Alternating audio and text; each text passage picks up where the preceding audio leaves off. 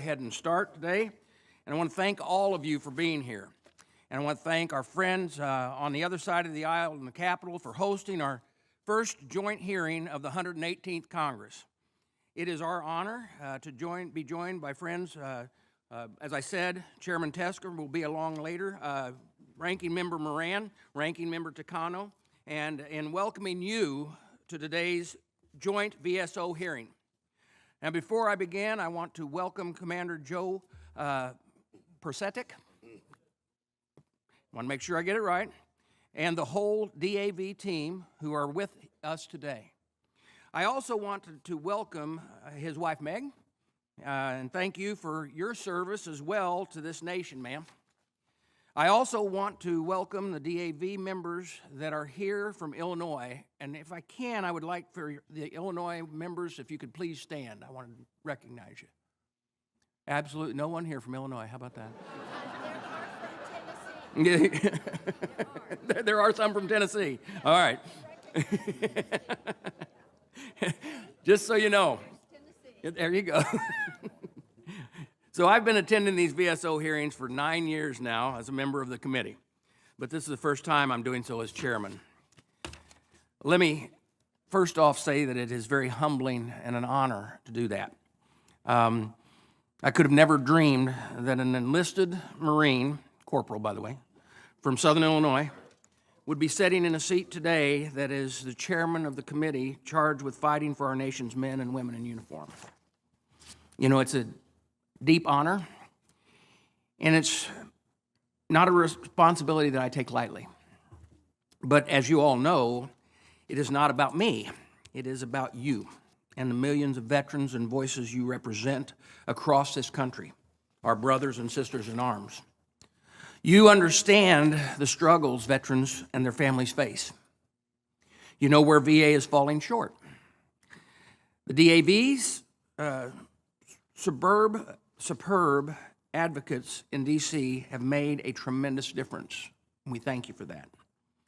You have my commitment that we will fight for you, and that voices of the representatives just as hard as you fought for us. And you know better than anyone else that the veteran community has earned a system that works for them. And I'm proud of all of that we've accomplished together this last Congress, including the President signing into Bipartisan PACT Act into law. The legislation means a lot to veterans and their families, and it was a long overdue. And I was extremely proud to see it land on the President's desk. Now, we will be focusing on how VA implements that law. We will need all of you to let us know what is happening out there in the field when it comes to wait times for toxic exposed veterans, care and claims decisions. Boots on the ground testimonials and are vitally important for our oversight of the PACT Act. We have also made great progress to expand mental health opportunities through the Fox Grant program and the Strong Act to support the veterans and their families. And we continue to see a decline as a veterans homeless nationwide. However, our work is not finished. Veterans are still fighting a VA bureaucracy to access health care they want and when and where they need it, being discriminated against and having their Second Amendment rights taken away from them if they need help managing their health benefits. During long-awaited times for either access to earned benefits or getting a simple question answered. Dealing with underperforming VA employees who don't have the veteran's best interest in mind, and reeling with the impacts of a flawed implementation of a new electronic health record system. These might seem like small things, but when it comes down to it, they add up, and they impact veterans every single day. I'm focused on bringing a VA into the 21st century, even if it's going to do it kicking and screaming, to ensure generations of veterans have access to good care and services that they have earned. And I will ensure the VA getting the budget it needs to complete its mission. Now, I look forward to accomplishing that goal alongside of you. And I thank you all again for being here today. And with that, I want to turn it over to Mr. Takano, the ranking member, for his comments. Well, thank you, Chairman Bost. And it is wonderful to see a Marine veteran corporal in the chairman's seat. So congratulations. So it's great to be back in open format, in person. First of all, the most important question of the day is, are there any Californians in the room? Welcome, California. It's an honor to join all of the members of the House and Senate committees on Veterans Affairs to hear directly from the National Commander and representatives of disabled American veterans. The opportunity to hear from our VSO partners is incredibly important to me. Partners like DAV represent veterans and their families at all stages of life and service. And hearing from these partners allows the committees the opportunity to hear directly about what is most important to your members and how we can be of service to our nation's veterans. For example, for years we have heard from members of many VSOs about taking comprehensive action on the effects of toxic exposure. I was encouraged to see the overwhelming support that DAV and other VSOs provided last Congress to pass my bill, the Honoring Our Pact Act, and get it signed into law. Thank you for the tremendous support you provided throughout the process. Getting the PACT Act to President Biden's desk is a testament to the strong advocacy and support from passionate groups like yours. I also would like to express my thanks to Chairman Tester, Ranking Member Moran, and Chairman Bost for their efforts to work with me on passing this law. Our bipartisan bill expands VA health care to over 3.5 million veterans living with the effects of toxic exposure. Our bill removes the burden of proof, which for too long has prevented toxic exposed veterans from accessing the care and benefits they need to treat their rare conditions. In total, the PACT Act establishes a presumption of service connection to 23 respiratory illnesses and cancers. Thank you for your help. Blue Water Navy veterans waited more than 40 years for benefits related to Agent Orange exposure because of Congress's piecemeal solutions. We were not going to let this happen again. And thanks to our efforts last Congress, we kept our promise. Now the hard work begins, and I look forward to continuing to work with my colleagues to make sure this transformational law is implemented effectively. In the last Congress together, we secured several important wins for veterans, including, as already mentioned, the passing of the landmark PACT Act. In addition, passing the Veteran Auto and Education Improvement Act, the Military Sexual Trauma Claims Coordination Act, the Remote Act, the Thrive Act, and the Sergeant Ketchum Rural Veterans Mental Health Act. We were also able to wrap up the 117th Congress with packages of veterans legislation, including the Strong Veteran Act and the Cleveland Dole Memorial Veterans Benefits and Health Care Improvement Act.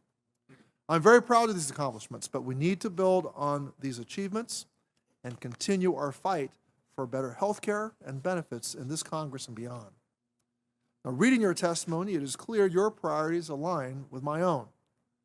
My priorities for this Congress include opposing efforts to cut over $31 billion in VA funding, including funding for the 3.5 million newly eligible toxic exposed veterans, preserving women veterans' freedoms, delivering a VA for all veterans, modernizing VA care for the next generation of veterans, ensuring that no veteran is forgotten, and working to end veteran homelessness and food insecurity, ensuring benefits parity for America's veterans, rejecting efforts to privatize VA, conducting critical oversight and implementation of suicide prevention and toxic exposure bills, and empowering VA to fulfill its fourth mission capabilities.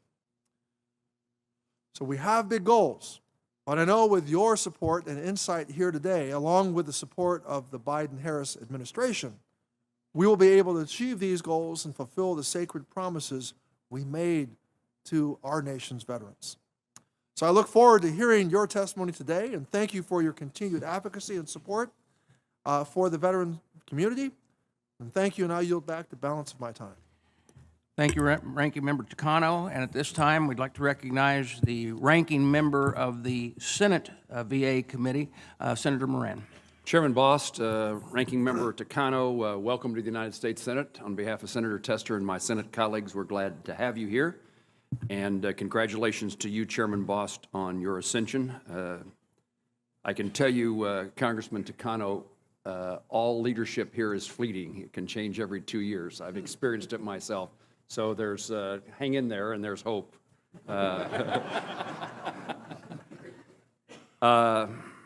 Welcome to our DAV witnesses this morning, and I thank all of you across this room and across the country who are watching at home for joining us here today. I especially thank my DAV members from Kansas who met with me earlier this week in my office and had significantly valuable and enjoyable conversations. I thank them for their leadership at home and here in the Washington, D.C. I want to thank the DAV leaders for being here in person. Thank you for your passion and expertise in supporting veterans. The knowledge you have of veterans and their families are hugely important to us, and the experiences each of you have encountered in your lives allow us to fashion legislation and to lobby the Department of Veterans Affairs to do things in a way that benefit all veterans.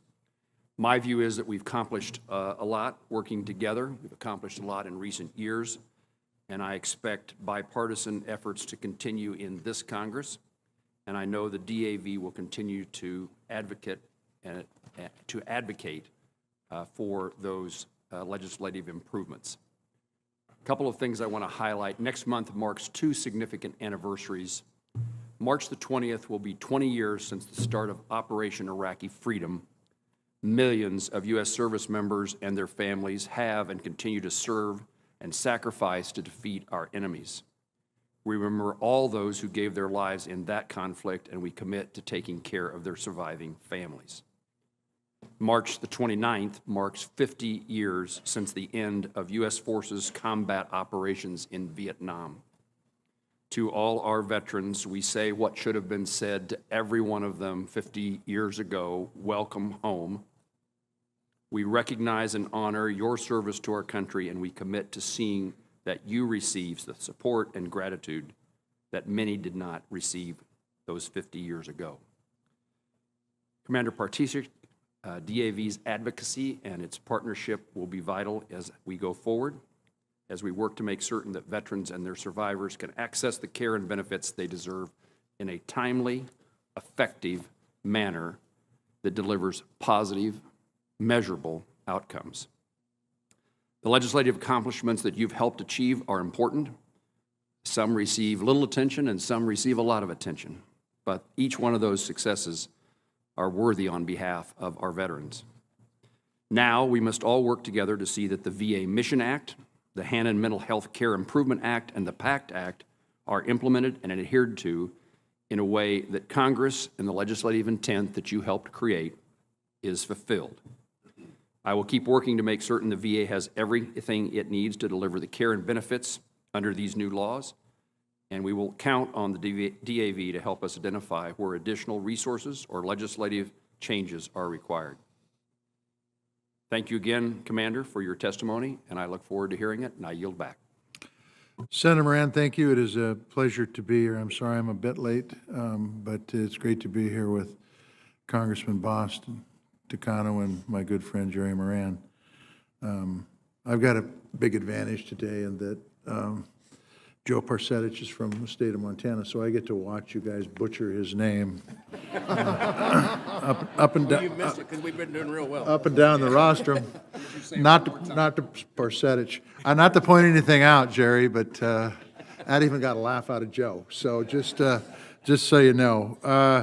But good morning to the DAV. Commander Parsetich, you've come a long ways because I made the same flight yesterday. And you've been a good friend, and I want to welcome you to Washington, D.C. and this joint committee. And also want to welcome Ken Weinheimer, Chase Natalie, Kevin Grantier, and anybody else from Montana who made the trek. I look forward to meeting with all of you later in the day. You know, Congress relies on the DAV, and your team of advocates in Washington to keep us apprised of the needs of veterans and how we can meet those needs. None more important, by the way, than our disabled veterans.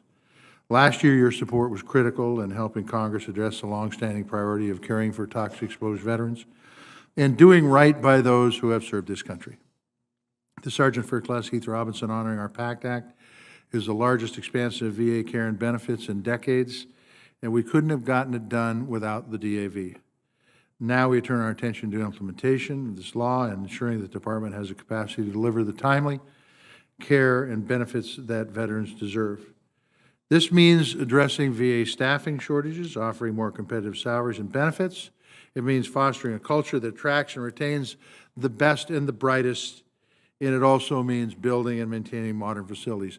By the way, none of this is going to be done if we roll the budget back 5 years, okay? This Congress and our committee are leading bipartisan, common-sense efforts to build on historic investments made by this PACT Act, the VA Careers Act, Build Act for Veterans Act, both crafted and supported by the DAV. We must also address an injustice that's been impacting medically retired veterans for far too long that, as I told the American Legion this morning, makes absolutely no sense whatsoever. We need to get the Major Richard Starr Act passed. It is a top priority of mine. It ensures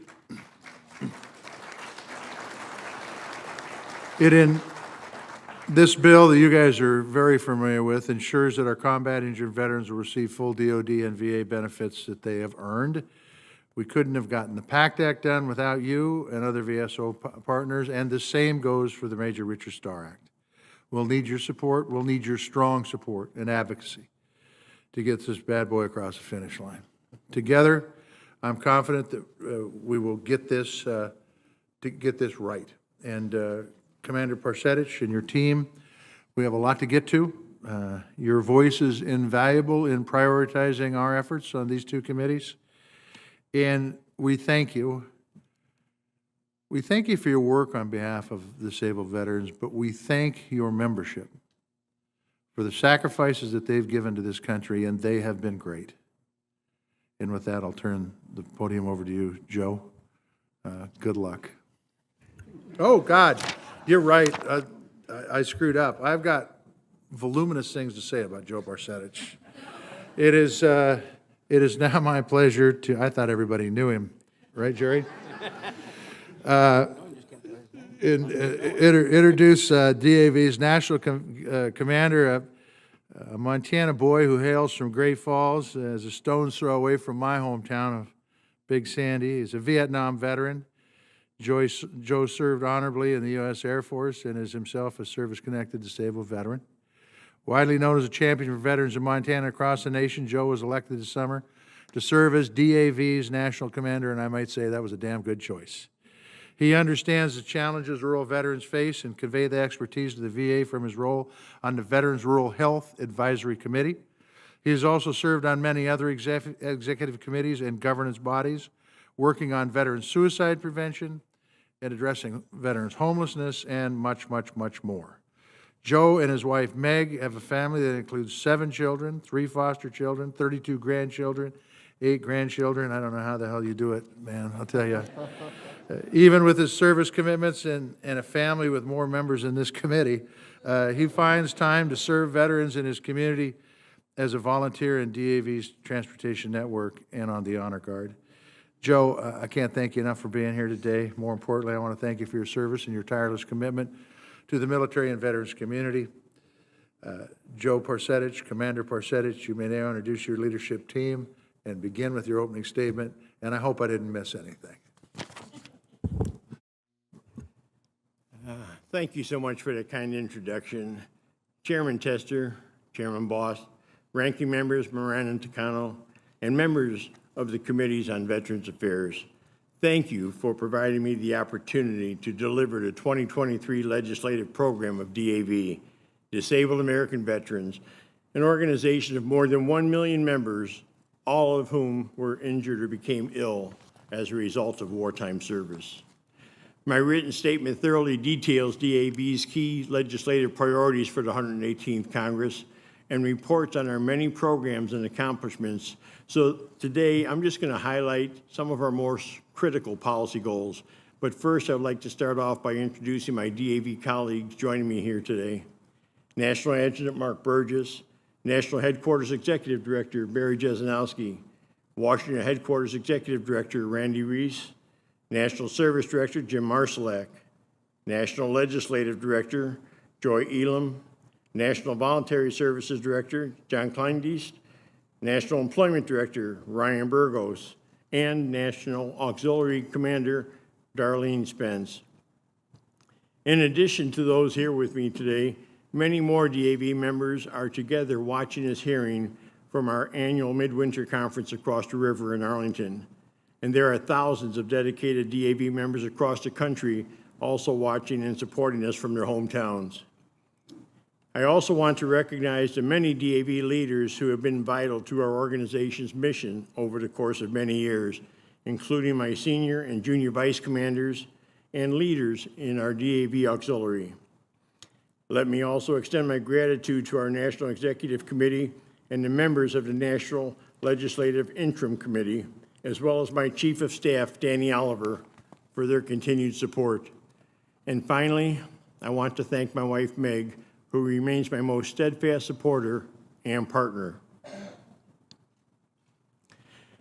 Mr. Chairman, I am a service-connected disabled Air Force veteran of the Vietnam War.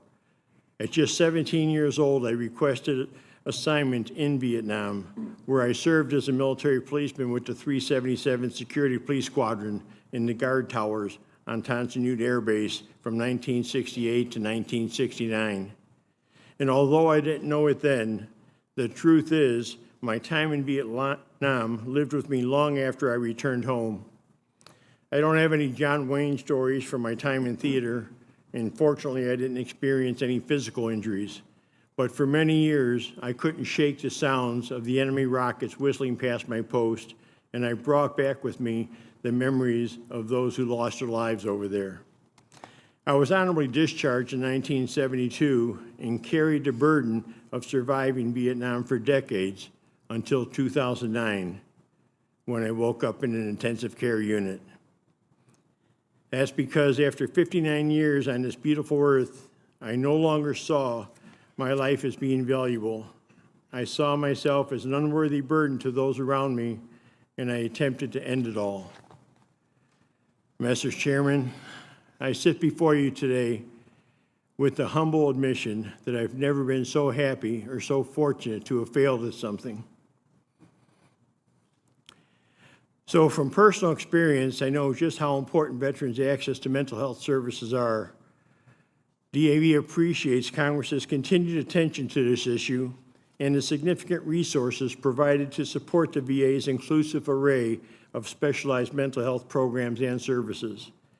As these needs continue to grow, it's crucial that Congress provide the VA with all the mental health resources, staffing, and support necessary to prevent veteran suicide. We appreciate Congress's recent enactment of the comprehensive mental health legislation aimed at reducing barriers to care for veterans in crisis by collaborating with community partners. We all have to play a role. DAV has a mentorship program that supports alternative programming to help veterans overcome difficult transitional challenges after their deployment is over.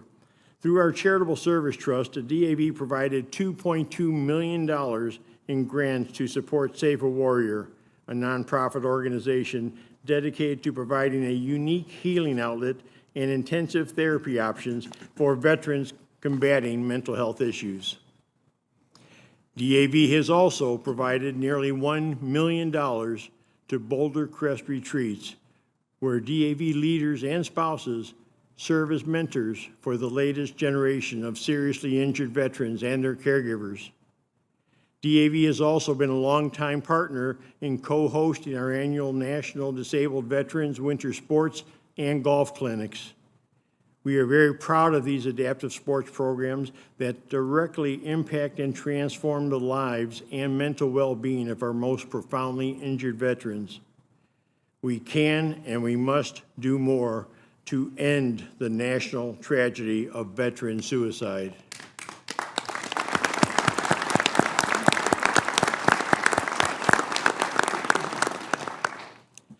There is no more fundamental obligation of our nation than to care for the men and women who were forever changed in wartime service. Over the past decade, the VA has experienced unprecedented stress trying to fulfill that sacred charge, and they've undertaken historic reforms to ensure veterans have timely access to earned benefits and high-quality health care. The DAV is proud to provide ill and injured veterans free representation with filing claims for the service-related conditions, and we have the largest and most well-trained benefits advocacy initiative in the country, with over 1 million veterans choosing DAV to represent them. Last year, our nationwide core of 3,700 benefits experts took more than 2.4 million actions to advocate for veterans and their families and file claims for their earned benefits more than any other organization.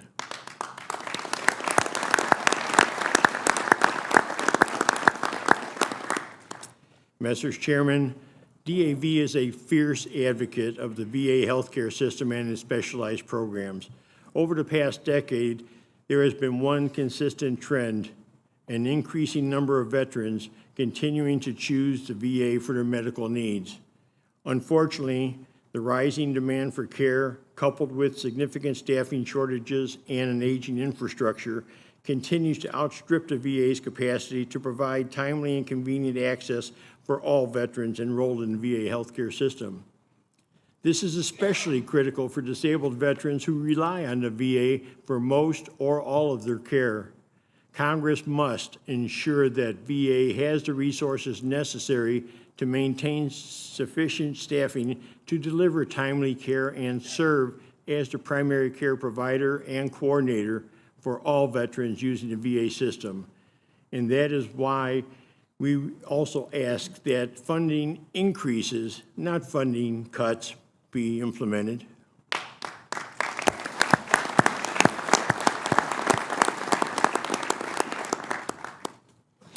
You know, the VA and Congress must work together to modernize, realign, and rebuild our aging medical infrastructure to meet the veterans' health care needs both now and in the future. In DAV, we call upon you and your colleagues to work in concert with the VA to develop a workable infrastructure plan and authorize sufficient funding to address this longstanding issue. The VA must have modern facilities to efficiently deliver quality care to the veterans who have earned it.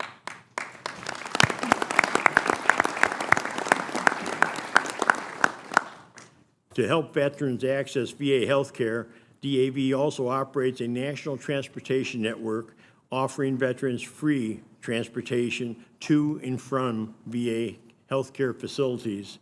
You know, last year, DAV volunteers drove more than 500,000 hours, transporting more than 200,000 veterans to their medical appointments, saving taxpayers more than $16 million.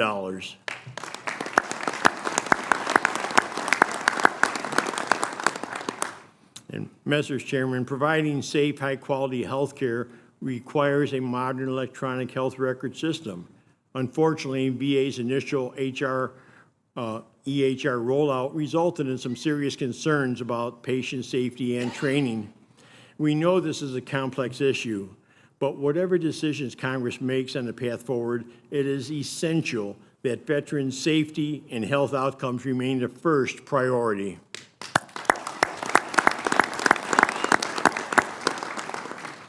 Another DAV critical goal for the 118th Congress is to ensure equity in services, benefits, and health outcomes for all underserved veteran populations, including our women veterans.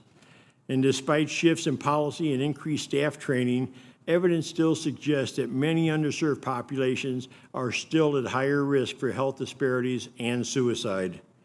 If the VA is to live up to its mission to care for those who have borne to battle, it must rebuild trust, tailor programs to meet the unique needs, and ensure a safe and welcoming environment for all veterans that it serves.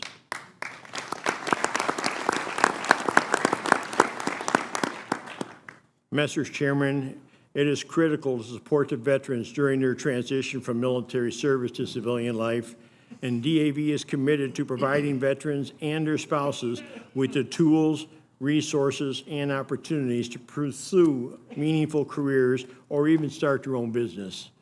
Last year, we hosted over 80 job fairs across the country, and our efforts resulted in thousands of job offers to the veterans and their spouses. And the DAV also now helps veterans and their spouses pursue their dreams as entrepreneurs so they can become job creators and benefits providers for veterans.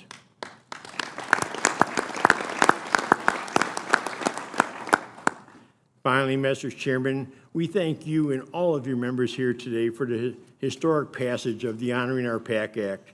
With the enactment of this legislation, millions of veterans exposed to burn pits and other toxic substances are now eligible for VA's life-changing benefits and health care.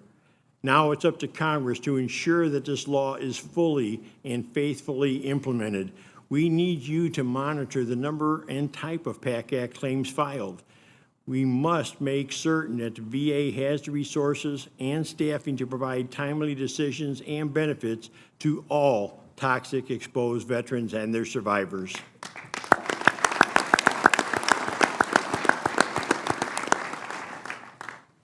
For over 100 years, DAV has been providing critical services and support to our nation's ill and injured veterans. Through our programs, million-plus members, volunteers, and supporters, we provide direct help to those who need it. That is our mission. Film producer Maria Cuomo Cole said that we must give veterans the tools to empower themselves and reclaim the self-worth and dignity which comes from occupying a place in the American dream. It is a dream that they fought so hard to defend for the rest of us. If ever there was a need for us to focus our efforts to be united, to be the best, and to rise to meet the occasion, this is it.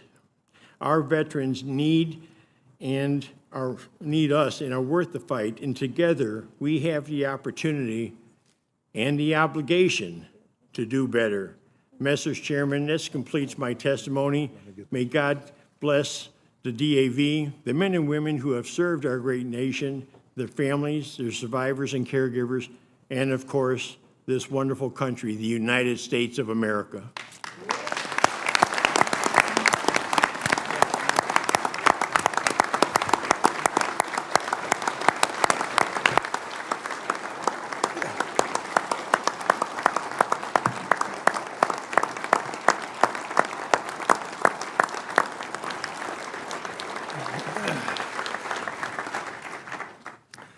Commander Persetich, thank you very much. A few housekeeping things to begin with. First of all, the questions will be 3-minute rounds, so pick your best question. And then, Commander Persetich, questions will be directed to you, but you can defer to anybody in your leadership team. And I will go first. Commander Persetich, about 2 years ago, Senator Bozeman and I sponsored a bill called the Deborah Sansom Act, and we got it across the finish line. But we got it across the finish line because the DAV, who has been long a champion for women veterans, was a major force in getting that job done. 2 years ago, post-enactment now of Deborah Sansom, how well do you think the VA is doing implementing the law, and what gaps still remain? Need to push on your mic. Thank you for the question, Senator, because the VA has been working on implementing the Deborah Sansom Act. We have a good groundwork laid. There's still a lot of work to do, a lot of gaps that we have. I'm going to direct that question to Director Elam to expound on that a little bit more, if I may. Okay, Joy? Thank you, Commander. We want to thank you specifically on the Deborah Sansom Act, but everyone working together to really make sure that our nation's women veterans were a priority. And while the Deborah Sampson Act has so many great provisions in it, it does take time for implementation. I think that, VA still struggles with hiring enough women veteran providers that have expertise in women's health. And if I had to say one other point would be to make sure that their anti-harassment campaign is, they're fully staffed and they can really work on that issue. I don't think that is quite where we want it to be yet, although it's got a good start. It's going to take a lot of work to complete that. But we do appreciate all the work on women veterans that's been done. Oversight will be essential, and holding hearings and roundtables, I think, to make sure VA completes all of the provisions and within that bill, that important bill. Thank you. Thank you very, very much. The PACT Act's been talked about a bit here this morning. DAV and its service officers are our eyes and ears on the ground, and we need to ensure the VA implements the PACT Act properly. For you, Commander Persetich, or your team, has VA included you, the DAV, in PACT Act implementation? We've been in very close communication with the Secretary. He shared with us as far as staffing needs for both from a funding perspective as well as facilities. DAV is well plugged into VA. Their passion to implement this much-needed bill is tremendous. But I'm going to ask Director Marszalek if he can expound a little bit further on that, if I may. Thank you, Commander. Appreciate it. We've been working very closely with Josh Jacobs and his team. We think it's more collaboration now than ever. They've really pulled us in, working on overdevelopment task force. But it's critical that we ensure they have the resources necessary to be able to process these claims, not only timely, but accurately. We want decisions right the first time. So we're paying very, very close attention. We urge Congress to make sure that we're taking a look at the number of claims that are filed, the decisions that are made, the denials, and why they're being denied. So we got to continue to work together. Thank you all for being here. And by the way, it's great to have a crowd meeting in person again. Beats the hell out of teleconference. And Senator Moran. Mr. Chairman, thank you. I'll call your fellow resident of Montana by the name I can pronounce, Commander. Good day. Senator Tester may try to demonstrate that he's smarter than I am, but I think I can find a way to prove that we at least have equal intelligence. I am pleased that you're here, and I appreciate the testimony, and I listened closely. I stepped out to speak to a couple of groups of University of Kansas and Kansas State University students who are in the Capitol today, and I told them of your presentation and why we were here. And I was pleased to hear them say what respect they had for veterans, and wanted to make sure that they gave me the instructions, these 19, 20-year-old kids, to make sure that we take care of those who served our nation, and we want to do that. Let me ask, I guess in my 3 minutes, my priority question.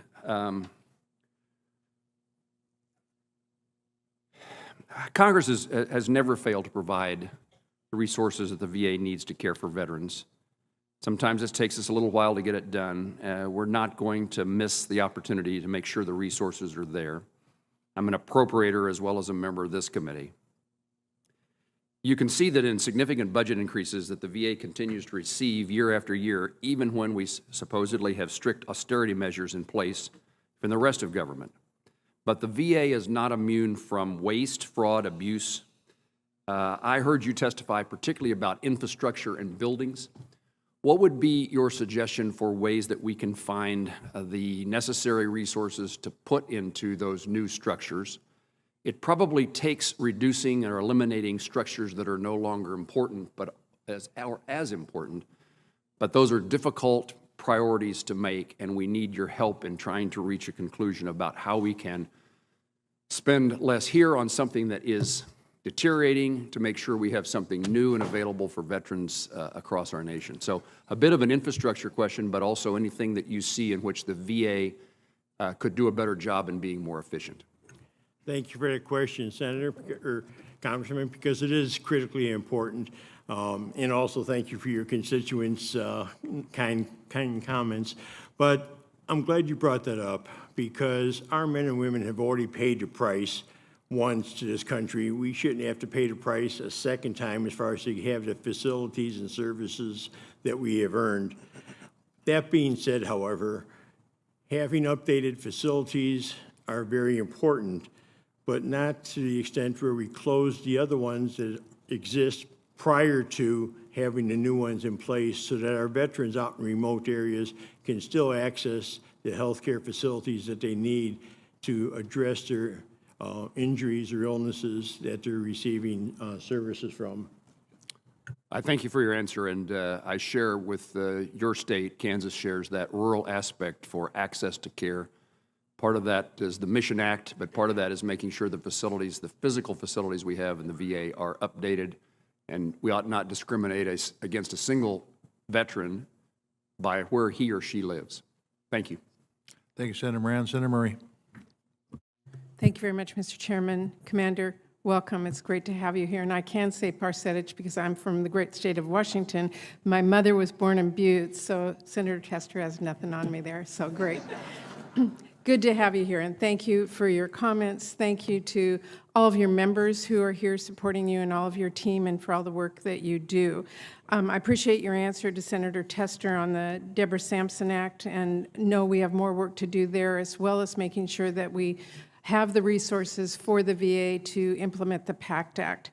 But in my few minutes, I did want to talk about the millions of children who are living with a disabled veteran and how we make sure we're taking care of them as well. Senator Bozeman, who just left, and I are introducing the Helping Heroes Act that will help support the families of disabled veterans, and including those children who are taking on caregiving roles. Because I really believe that we have a serious obligation to support our veterans when they come home, and that includes supporting the children and grandchildren of those veterans who are helping care for their families. So I want to ask you today about what else we can do, what the VA should be doing to support those families who are supporting veterans. Thank you for that question, because I think that the very start of the solution for that is just what you brought out, your compassion and obvious recognition of the criticalness of making sure that our veterans, families, and caregivers do have adequate compensation so that they can stay home and take care of their loved ones who came back with some ill or injured conditions. Director Elam, do you have anything you would like to add to that? I would just add, we're happy to support your bill, and it is important to remember that the entire family is impacted, and obviously the children of service-disabled veterans, our members are fully aware of that, and we're happy to support that legislation. Thank you very much, and I will yield back my time to many members here, but thank you all again for all the work you do. Senator Murray, thank you. Representative Rosendale. Thank you very much, Mr. Chair. Thank you, Commander Parsetich, Joe, and the rest of the disabled American veterans for coming to Washington, D.C. to testify before us. I enjoyed meeting with your whole delegation yesterday, Ken Weinheimer, Kevin Grantier, and Chase Natalie yesterday, and always value your insight on veterans issues. Commander Parsetich is from my district, and I have my first granddaughter there in Great Falls, so I'm hoping maybe she will grow up with one of your 25 that you've already got going there. I really appreciate your willingness to speak so openly about your own personal battle with PTSD. Your bravery serves as an inspiration for other veterans who are facing similar challenges and makes them more likely to come forward and get the treatment that they deserve. That is really, really admirable, and I appreciate it. I agree with your written testimony that the Oracle Cerner electronic health record system initial rollout in Spokane, Washington resulted in serious concerns pertaining to patient safety and led to the burnout among staff. It was a really big problem. As chairman of the Technology Modernization Subcommittee, I introduced the Department of Veteran Affairs Electronic Health Record Modernization Termination Act, which ends the Oracle Cerner EHR system. We must hold the VA to a high standard of care promised to our veterans and be good stewards of taxpayers' dollars. I welcome the opportunity to work with you to ensure that we have an EHR system that works for our veterans. We absolutely cannot be putting the safety of our veterans at risk by dumping money into a system that has failed and shown that it's not functioning properly. Could you please touch on some of the problems your members have experienced with the Oracle Cerner EHR system? Thank you so much for that question, Congressman, because, you know how much I respect you and all of the 535 men and women on the body. But I would encourage you not to throw out the baby with the bathwater, because yes, it had problems when it first came out. But rather than, doing away with it, we just need to dig in and fix those problems, because it's the start of a tremendous process that's going to enable the veterans to get better quality care by having the collaboration between the various physicians, something that's been lacking right now, because if they don't get the hard copy medical records, many times the veterans find that they're starting over, or a contraindication or a problem that they may have been encountering with the first time, the new person's not going to know. So the electronic record system is so critical. And you're right, we need repairs on it. But again, repairs don't come by doing away with it completely. So I would just ask that we would continue to get the support that's going to benefit the veterans in a safe and effective manner and enhance the physician's capability to give us the best quality care possible. Thank you so much. I see my time has expired. I yield back. Thank you, Congressman. Senator Blackburn. Thank you, Mr. Chairman, and Commander, thank you so much. We appreciate that each of you are here. And in Tennessee, we really appreciate the work that DAV and the VSOs do for our veterans. And Commander, I want to go back to something you said in your testimony about access to care in a timely manner. And I agree with you that access to care in a timely manner should be a top priority of this committee, and that is why I've been such a proponent of expanding the Veterans Community Care Program, so that veterans can get that. When you look at wait times in Tennessee, and sometimes it's 100 days to get a primary care appointment, and that is not acceptable. And this program's success is going to be vitally important to the proper implementation of the PACT Act. So I'd like to know if DAV has done any outreach to educate veterans on the community care program and informing them when they are eligible for this care, allowing veterans to make informed decisions about how they seek their care, whether they want it through the VA system or in their local communities. I know many times it's hard to get somebody to take off work and get you 180 miles to the VA, and I find it inappropriate that many times the VA is the middleman between the veteran and that access to care. So if you would speak to that. You bet, and thank you for that question, because, one of the things, I'll answer your question first as far as where you asked if the DAV is doing anything proactive to get the word out, how to circumvent and, interact with the community care process. Our NSOs nationwide, National Service Officers, are putting on what's called information seminars, where the entire community, not just our DAV members, are invited to address these various things, questions, procedural type things, because so many times various issues come up where they say, well, should we do this or should we do that? And they're listening to their neighbors and not knowledgeable people. So yes, DAV is very proactive when it comes to getting the word out, also through our commercials that we try to have. And our website is very informative, but for those who are not part of our member, the veterans nationwide are able to access that information.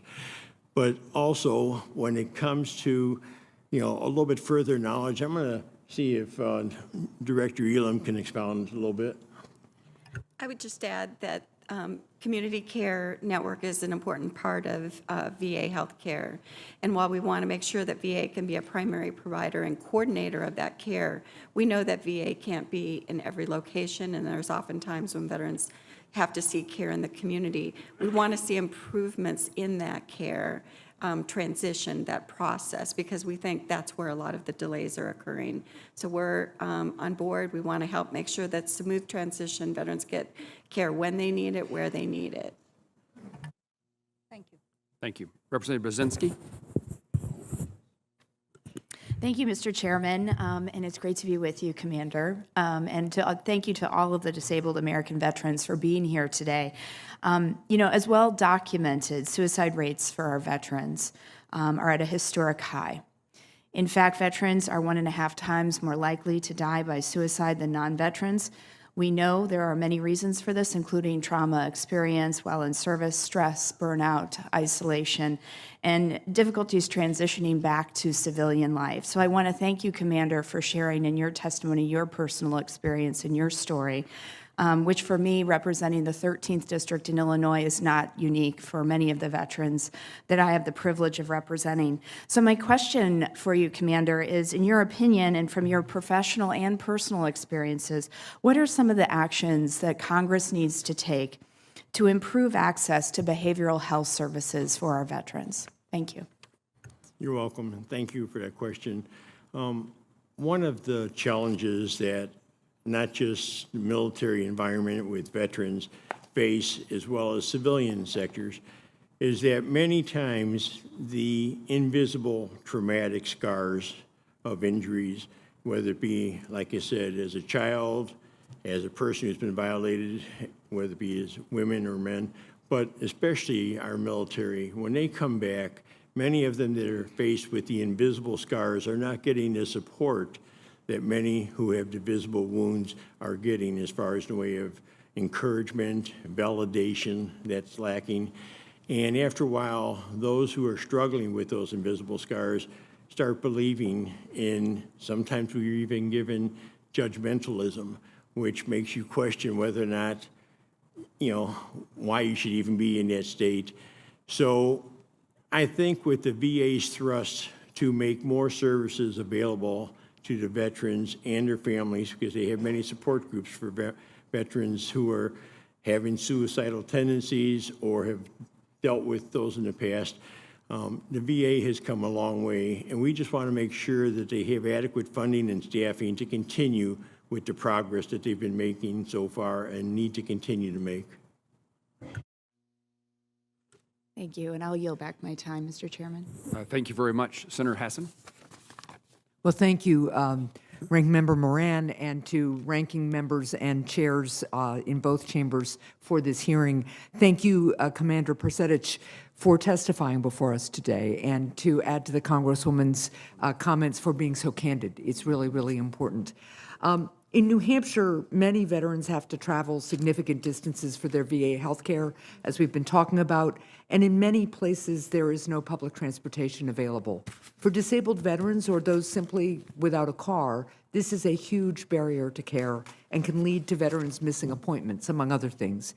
As a result, many Granite State veterans turn to DAV's dedicated network of volunteer drivers who drive them to their VA health care free of charge. And Commander, I understand that you volunteer to do this driving as well, so thank you very much.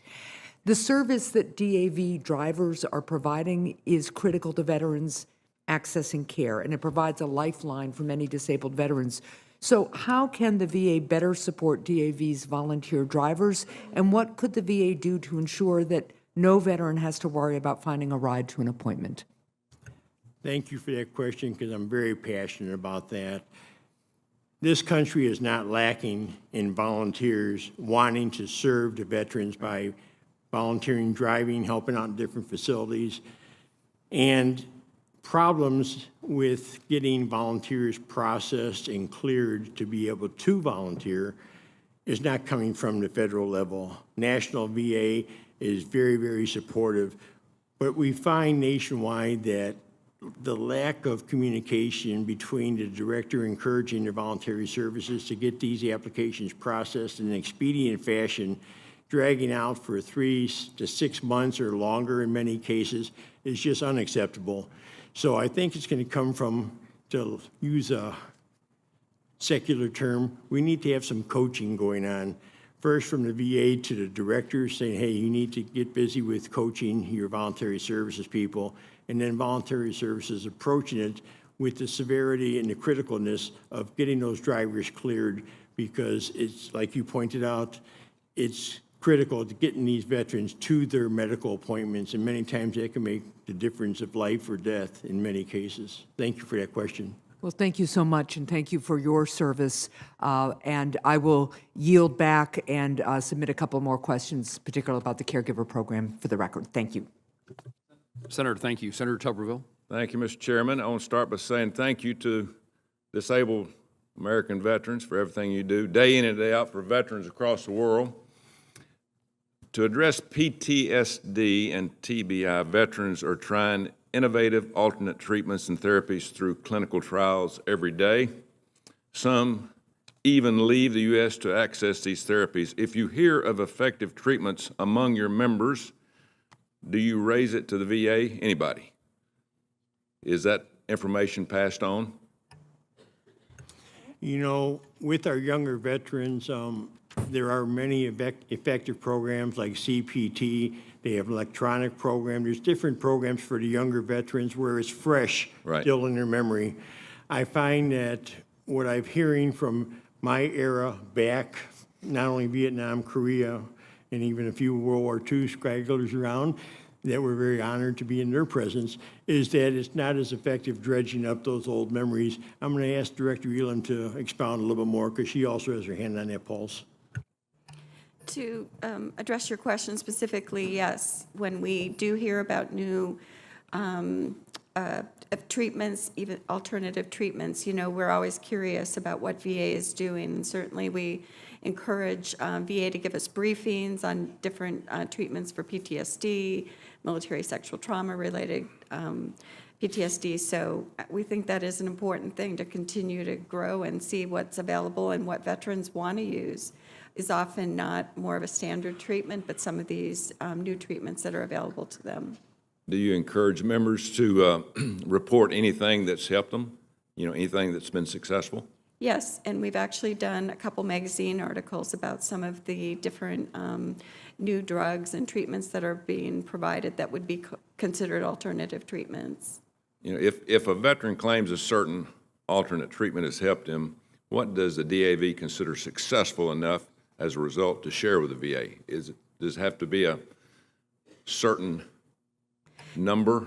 Well, we think that, you know, research is important. VA is very focused on evidence-based treatments, and we encourage them to expeditiously do any, you know, research that's needed. We want to make sure these treatments are effective and not harming in any way. Thank you.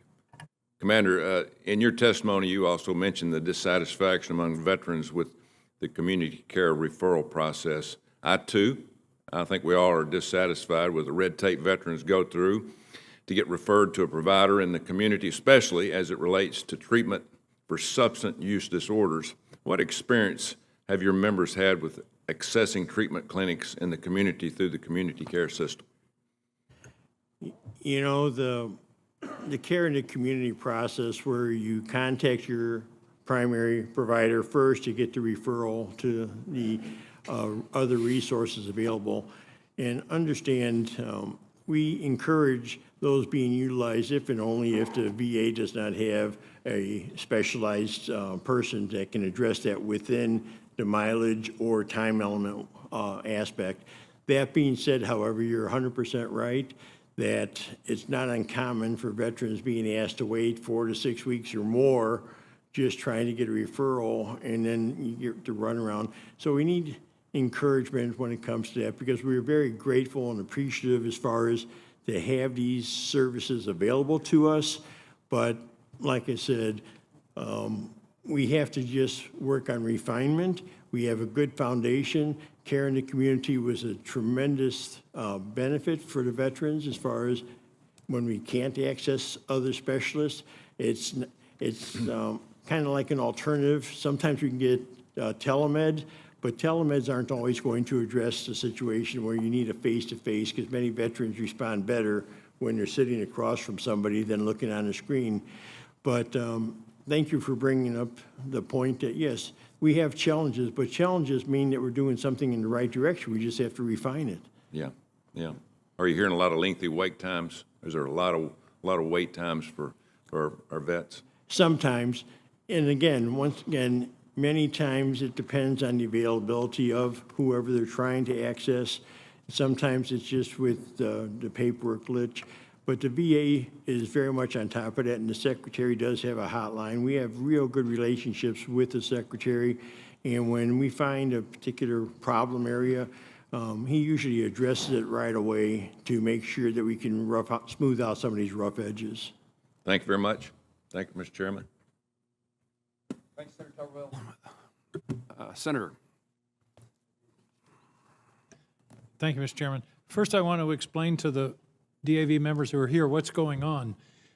If you think the computer system at the VA is inadequate, they haven't figured out how to schedule committee meetings.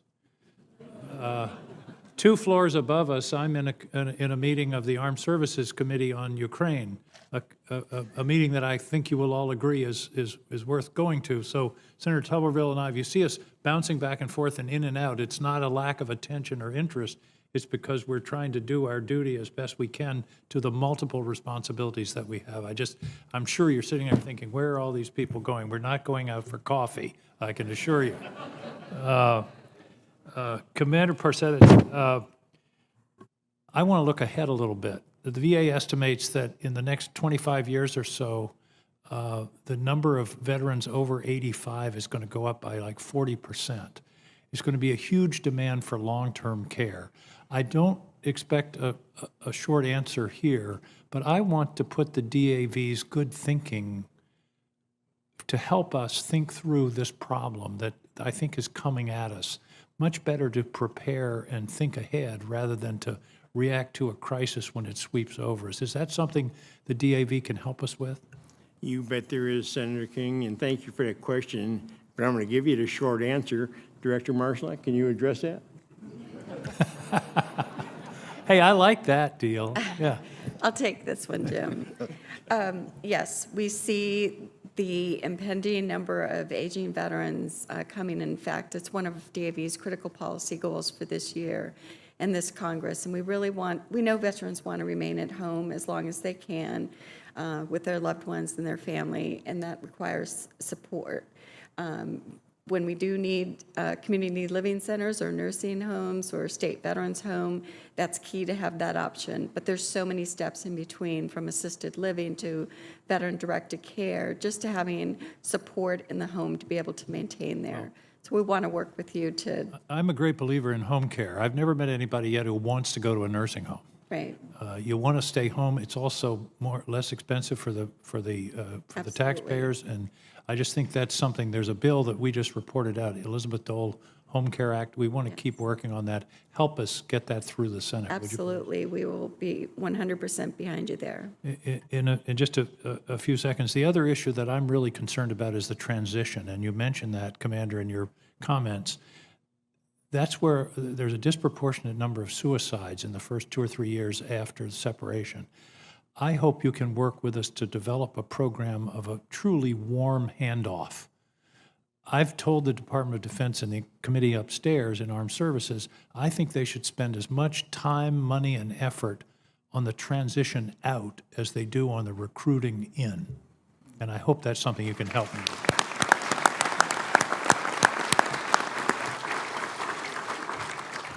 Senator, the DAV would be honored to support such legislation because the transition is critical. And giving our men and women the encouragement, resources, programs that they deserve to make a successful transition. And I'm not talking from a pharmacological perspective right now. I'm talking from a peer perspective where they can help each other and be guided by the professionals in a way to where they're going to be able to reestablish self-respect, self-esteem, and self-worth, that they can be reestablished not only within themselves, but within their communities. Well, my vision is a VSO officer meeting the veteran at the airport, saying, welcome back, here are the resources that are available to you. Literally, I'm literally meeting them at the airport to know that there's that community of veterans in their state. That's the direction I want to move in. Thank you very much, Commander, for being here. Thank you, Mr. Chairman. I got to go back upstairs. Thank you, Senator. Senator Bozeman. Thank you, Mr. Chairman. And first of all, I've got to give a big shout out to my Arkansas folks. Thank you for making the trip and the great job that you do at home representing the state. And again, all you do for veterans. Commander, thank you. You and your team do an outstanding job. We really do appreciate that. I had the opportunity to serve in the House on the Veterans Affairs Committee and now in the Senate. And I know firsthand that we've been able to achieve a lot, but it simply wouldn't have gotten done without your help. So thank you for your advocacy, the idea of looking out and seeing so many people sitting here talking to their representatives. There's just no substitute for that. So again, that's a big deal. The VA Careers Act is a crucial piece of legislation for reducing vacancies and staffing shortages in the VA. VA continues to be at a disadvantage when it comes to recruiting and retaining the most talented medical professionals across the country, especially in rural areas. Can you briefly speak to what this legislation would mean for the VA and why it's important to ensure the VA has the ability to recruit and retain the best healthcare professionals? You bet. I've had the pleasure of serving under 3 secretaries of the VA right now on veterans rural health, and it's always the very first topic of conversation. What can we do to recruit and retain those professionals?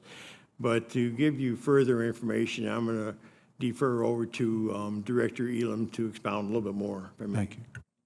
DAV is a proud sponsor of that legislation. We know right now that it's more critical than ever to be able to hire and recruit the best and the brightest for VA. Our veterans deserve no less. And the bill is jam-packed with provisions that will really help to do that. It's essential. They're competitive. VA is able to be competitive for some of these scarce medical specialties. And again, our veterans deserve to have the very best and brightest, and we're happy to be behind you to get that across the finish line. We appreciate that. And one of the things that we were able to get put in it was having to do with all directors being detailed to different positions, being gone for long periods of time.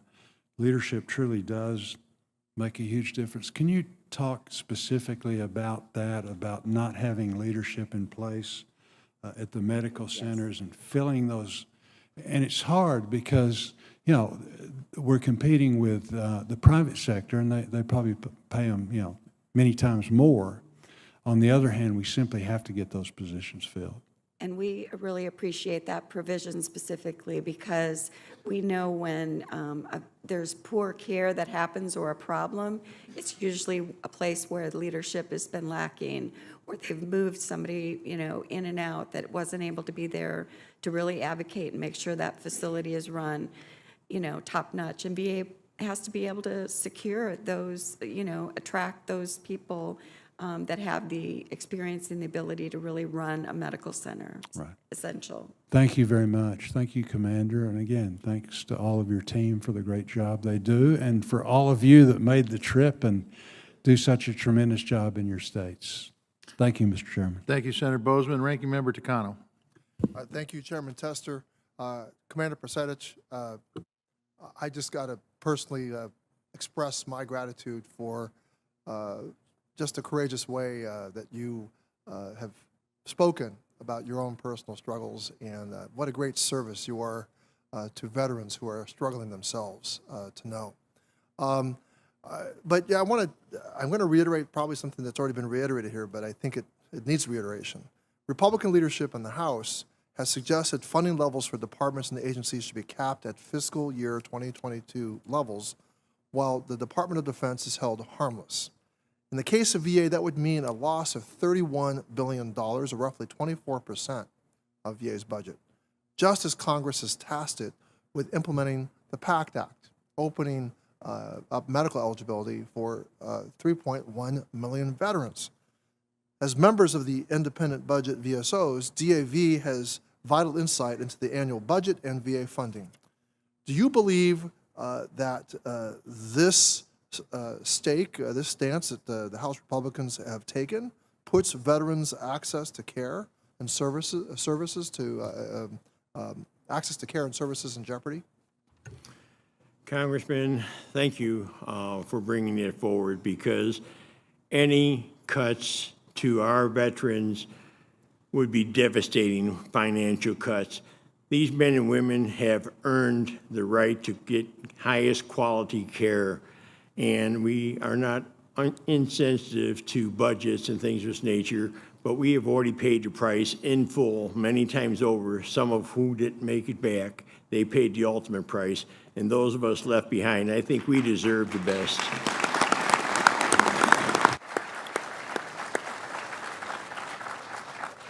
Well, I do too, and what was demonstrated in an unprecedented way was the way that the political will was generated by you, the veteran service organizations, to change the way that the federal government and this Congress have looked at toxic exposure. No longer should you have the burden of proof on your shoulders, but you should have the benefit of the doubt, in my opinion. You should be given the benefit of the doubt. And we created the Toxic Exposure Fund so that funding toxic exposed veterans would not pit you against other veterans. There wouldn't be a Hunger Games played by veterans having to compete against one another. And more than that, for veterans to not compete with programs that benefit all Americans.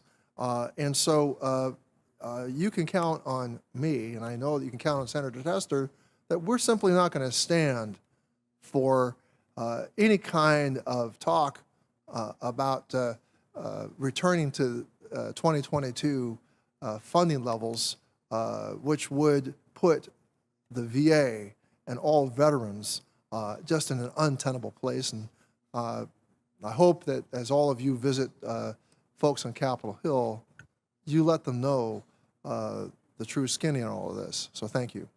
Thank you for that. Thank you.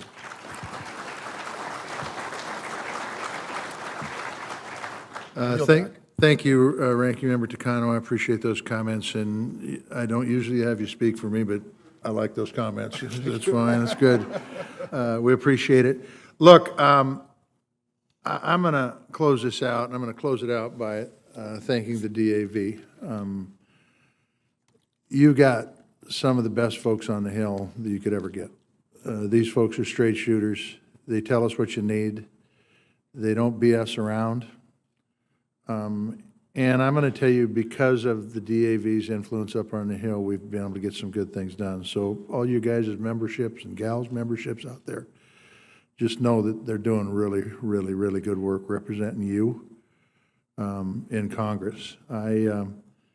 I've been here long enough, both as a ranking member chair and as a member of this committee, to watch people come up and give you lip service and then do things like fist bump on the Senate floor or vote against a budget that actually funds things like the PACT Act or the Deborah Sampson Act. You guys see through that stuff. And you guys pull away all the chaff from the wheat and make sure that we're doing our job. So what I'm saying to you is thank God for the DAV. Thank you guys for the work you do.